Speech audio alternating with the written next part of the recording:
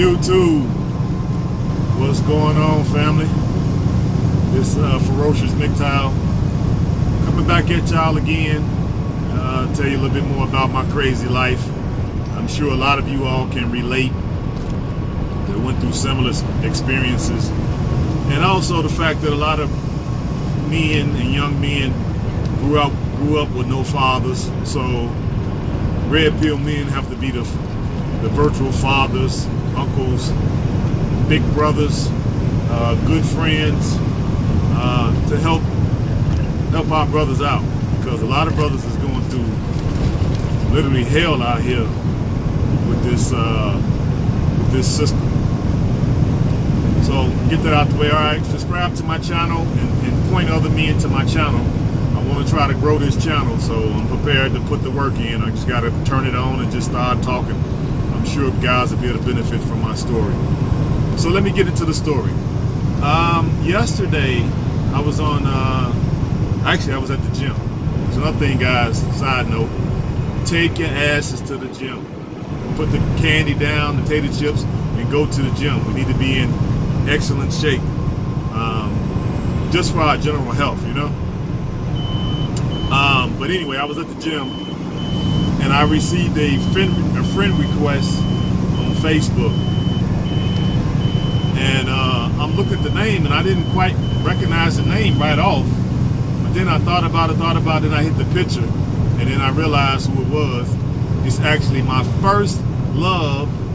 So the very first chick I was in love with, her baby brother, which me and him was friends back then. So let me just set the stage. I was in love with this girl when I was, I want to say 16, 17, 18, 19, somewhere in there. And me and him had got really cool back then, so we kind of always kept in touch, but we'd fall out of touch, get back in touch. So now he reaches out to me on Facebook, which I'm surprised, because he's not known to be no internet type of guy. So I accepted his friend request and we started instant messaging each other. So I put my number in there, he put his number in there, so I got tired of that because I'm trying to do my workout at the gym. So I called him. So we're talking, and we're talking about how people have changed in 30 years, 35 years or whatever, and people still doing the same thing. Some people have passed on, went to the next life. Then we got on the subject of his sister. Now I don't bring it up every time me and him reconnect with each other, because we've been doing this over the last 30 years, reconnecting with each other. I never bring up his sister, but he always brings her up, because I was one of the better guys that she dealt with. So when he bring her up, I'm like, all right, well, fuck it, since you're gonna talk about it, let's talk about it, So he tells me that he can't stand her. They don't talk no more. She's a bitch. He even said it, that she's a bitch. She's money grubbing. She's money hungry. He can't stand her. He don't talk to her, And so I'm like, damn, what happened? Never really talked about it like that before. Now keep in mind, I know the reason why he's saying this, but I'm just playing dumb so he can get it all off his chest. You feel me?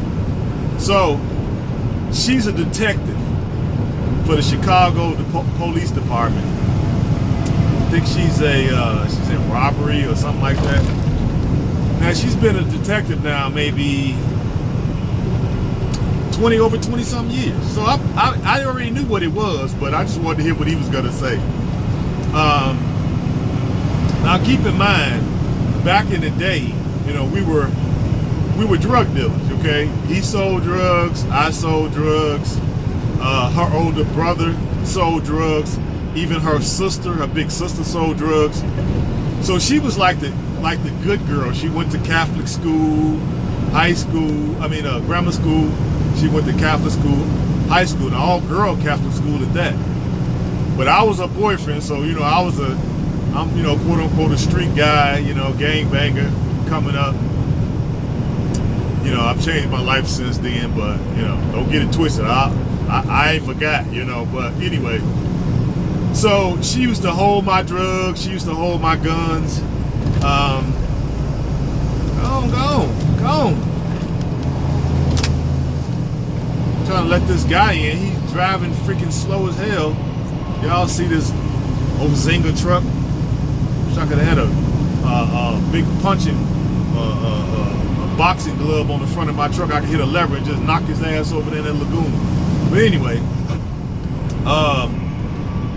what was I at? Oh yeah, we used to sell drugs back in the day, and she used to hold my drugs. She used to hold my guns. You know what I mean? So she was a, you know, down ass chick back then, because she would, you know, I remember one time we got stopped by the police, and I had all my drugs and my gun in her purse. And she was younger than me back then. I want to say she was 15 when I was 17, but you know, I had the permission of her parents or whatever. So it is what it is, y'all. So all her stuff was in her purse. And so when the police asked us, or was I 18 and she was 16? She might have been 16, I was 18. So when they asked us how old we were, and they could tell we were young, I told them I was 18. But her with her grown looking ass, she had a body like Nicki Minaj at 16. Matter of fact, she had that body at fucking 12. And she told them 16, so the police was gonna take her in, because it was after hours, so they were gonna take her in for curfew. But luckily, I wasn't stupid all my life. I was like, hey, she's with me, so you know, I could sign for her. So I had to sign a thing or whatever for her. Luckily, I did, because she was looking so sad, like, damn, you gonna let me go to jail? I got all your drugs in my purse, your gun in my purse. So I was able to sign, and then we went on and left the scene or whatever. Just to give you a little context on where she comes from. So back in the day, she used to also hold the money for him. She used to hold his money. Sometimes she would hold his drugs, and like his workers and stuff like this. So this is how she got her little pocket money for the little things that she wanted to get her hair done, and nails, and little bags and shoes. She would hold our work, and if we sent workers to her house, she would, you know, we'll call ahead of time and tell her, hey, give so-and-so a 30-pack, or give so-and-so a 50-pack, or give so-and-so a 100-pack. So that's how she made her little extra money. Now she this big bad detective. So, you know, we feel a certain kind of way about this, because she was the trusty drug passer-outer, you know what I mean? For lack of a better term, she was the house, you know. And she would pass the drugs out to the workers, hold the money and hold the guns. Now she this big bad detective. So she has totally, now here's where, you know, the feminism, along with the police department brainwashing comes in. She's totally 5-0 now. She has actually threatened to have him locked up, because even to this day he still like sells on the side, but he's off the phone with it, which is whatever, you know, whatever. He does the Uber or Lyft, one of them, and he sells off the phone. So he doesn't have any workers no more, and he just got a select clientele. So that's what he do. I don't knock him, I don't judge. It is what it is, you know. I'm a straight square now. So she has threatened to have him arrested. So you know right there how that's gonna play out. So he can't stand her now. I mean, she's super duper cop now, right? Now let me get to her life story, because you know he ran it down to me just to show you how things work. So back in the day, I used to run a little establishment. I had a little convenience store, you know, like the Arabs and the Koreans. I had a little store. And one day she just popped up at my store, and she was like, hey, you know, I heard you're doing good with your business, blah, blah, blah. You know, maybe, you know, I'm newly single. You know, what's up with you? I was like, well, I'm single too. She was like, well, maybe we could go out for a lunch date, catch up on all old times. So now keep in mind, now she's a detective. She showed up with her, you know, her regular clothes, street clothes on. You know, she still got that body, still pretty in the face. Carrying 2 big guns. I'm talking a huge gun. So I'm like, whatever, you know, cool. So before, let me slow down. Let's talk about speed warning. Before we could go on the date, I think it might have been a Monday when she showed up at my shop. When Friday, when Thursday came, because we're supposed to go out on Friday. When Thursday came, she came up to the store and just basically started a fight with me. So I didn't know what it was. So of course, after the fight, then, you know, in lieu of the fight, we're not going out no more. So what she did was, she caught her boyfriend cheating. And so she threatened him by saying, okay, 2 could play at that. And then when she told him about me, the first love, she must have talked about me before, because when she threatened the dude with me, he put a ring on it like the next week. I'm like, this sucker simp, beta simp, cool. But keep in mind, now he's a detective too in the same department. So, you know, I can't compete with that. So I'm like, cool. Hey, y'all going off in the sunset, right? So now keep in mind, she did this because dude was basically caught cheating. Whatever. So they get married. I don't hear from him no more. Right? So now that I reconnect with him, I get the second part of the story. Yeah, they got married. Yeah, they had a shorty.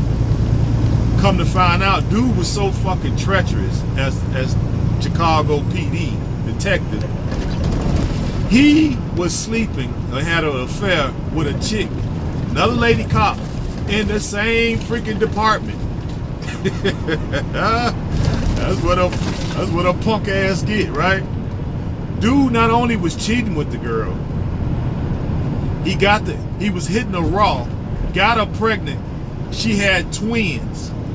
So my first love finds out about it, divorces the dude. They said she was so upset, she was gonna try to figure out a way to snuff the dude, but she figured she didn't want to do the rest of her life in jail because she still got some little ones. So I'm like, wow, that's what you get, right? That is exactly what you get.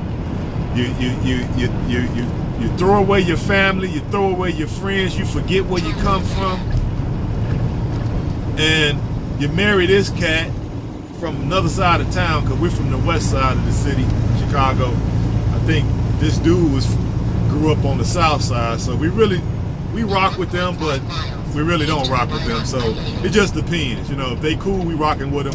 If they on some cornball stuff, we ain't rocking with them. So that's kind of, and he kind of take me as the cornball dude, because I kind of ran into them one time at the mall out in River Oaks. Me and my mom was out there hanging out, going shopping and just hanging out, me and my mom, and we ran into her and him, and I wasn't impressed by the dude. He little dude, just a little bit like an inch taller than her. Keep in mind, now she only 5'7", so he about 5'8". Keep in mind, I'm 6'2". He look like he about 150. I'm like, oh, well, if that's what she like, that's what she like, you know, whatever. I ain't hating on the dude because of that. I'm just thinking like all the dudes I've ever known to be with after me was all big like me. But, you know, it is what it is. So they get divorced, and now she just pretty much out here on the prowl, because, of course, I find things out without even listening. I'm driving down the street one day. I run into one of my guys that I grew up with. Let me turn this thing on. I run into one of the guys that I grew up with. Now, this guy was a few years older than me. So keep in mind, she was a couple years younger than me, but this guy was a couple years older than me. So he was like, when I was 18, he was like 21. So we knew of each other, but we never really hung out. So this is when we were growing up. So he's in the concrete business. And his father had got him into it young. So he had a contract with the city. He's the one that puts in the little handicap sidewalk concrete ramps throughout the city. So he got him, got him a really nice contract. So I seen him, I pulled over. Hey man, what's the word? You know, blah, blah, blah. I ain't seen you in years. We catching up. And he said, man, I ran into one of your old dips. One of your old flames. I'm like, oh yeah? Which one? Oh, he's like, XYZ. I ain't gonna put her name out there. XYZ. I'm like, oh yeah, I remember XYZ. Yeah, that was my heart. He like, man, she out here bad, right? I'm like, what you mean by that? But at the time, she was still married to dude. This before the divorce. So, you know, keep in mind, my man, he's 6'4", 250 solid. I'm 6'2", 240 solid. Now, I guess she figured she'd get back with the big guys now. He met at a little club. She had him heavy, right? She had him heavy. She tell him the story. She tell him about me. Now keep in mind, me and this woman ain't been together in 17 years or some stuff. When this story was told, we hadn't been together in 17 years. So she's still talking about me, one.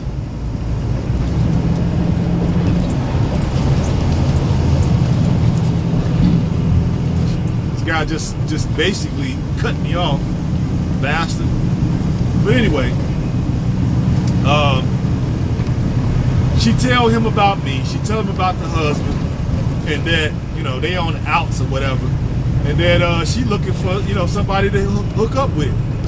So when my man heard the story, he was like, man, I'm out.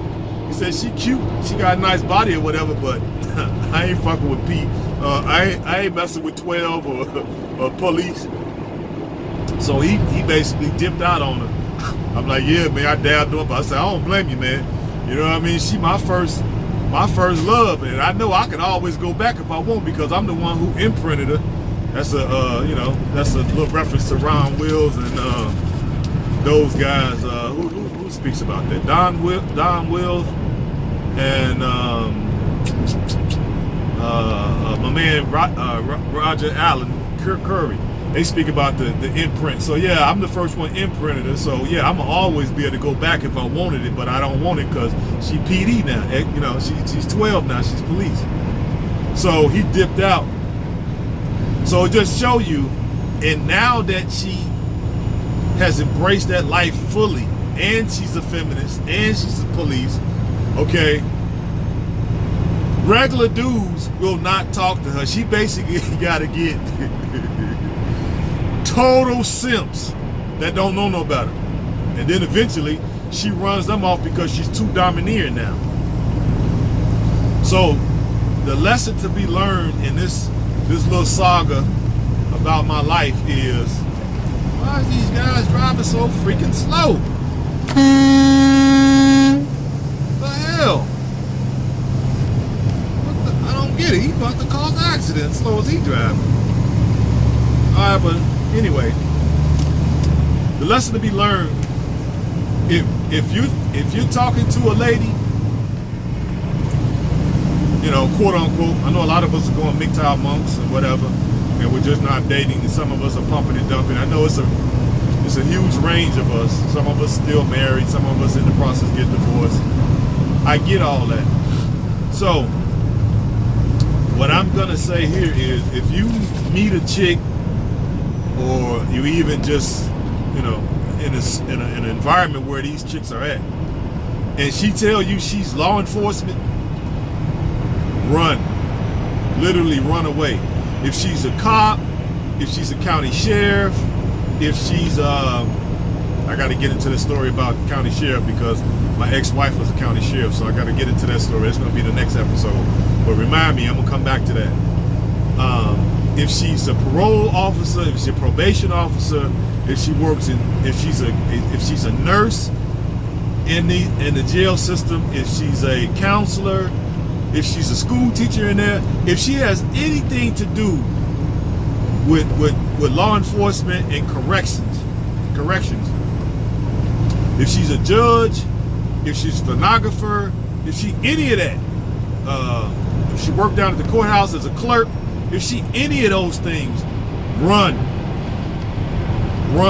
because she is 100% geared and tied into the system, right?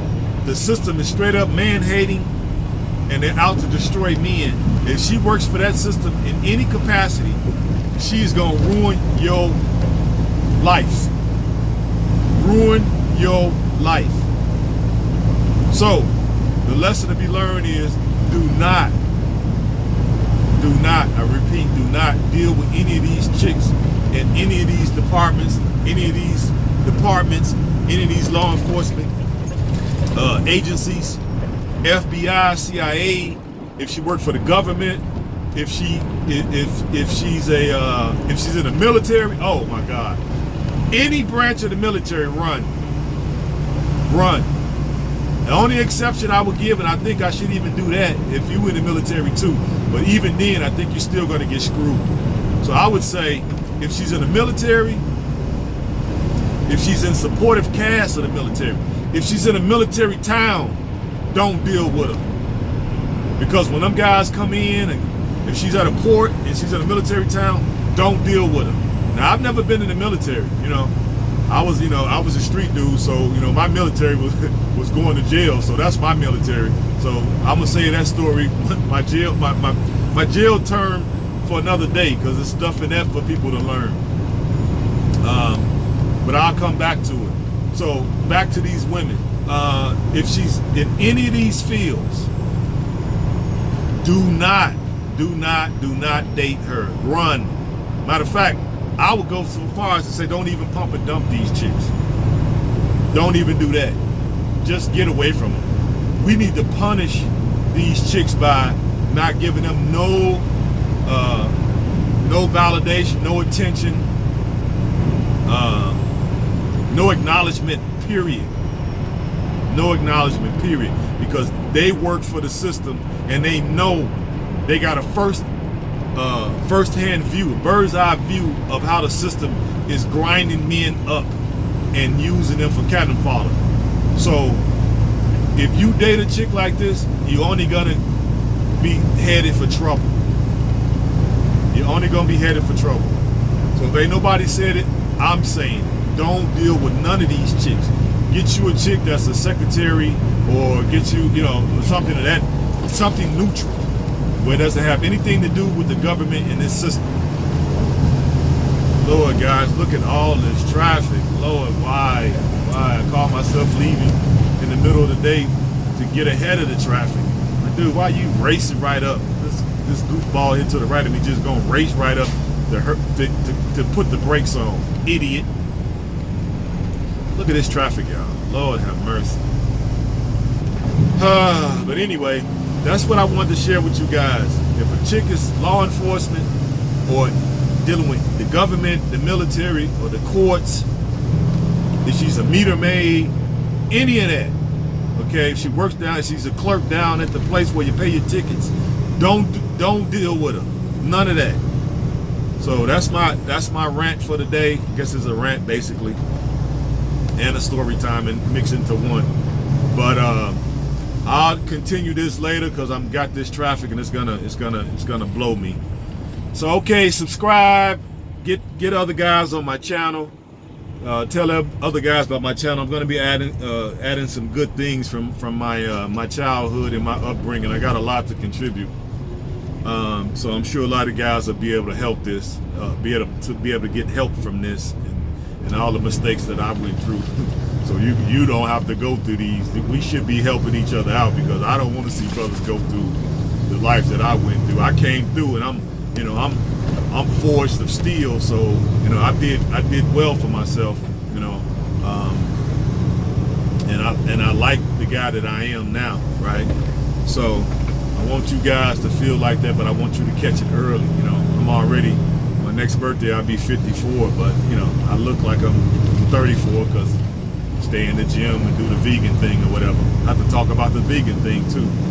We need to definitely be on top of our health, because they shooting all this meat up with steroids. But I ain't gonna come down on you guys because if you're still eating meat, at some point you're gonna have to come to grips on they can't make enough animals. Much as we eat 3 meals a day, they can't even make enough animals. So what are they doing to make sure they keep up with the supply? But anyway, that's the story for another day. But okay, guys, I appreciate you.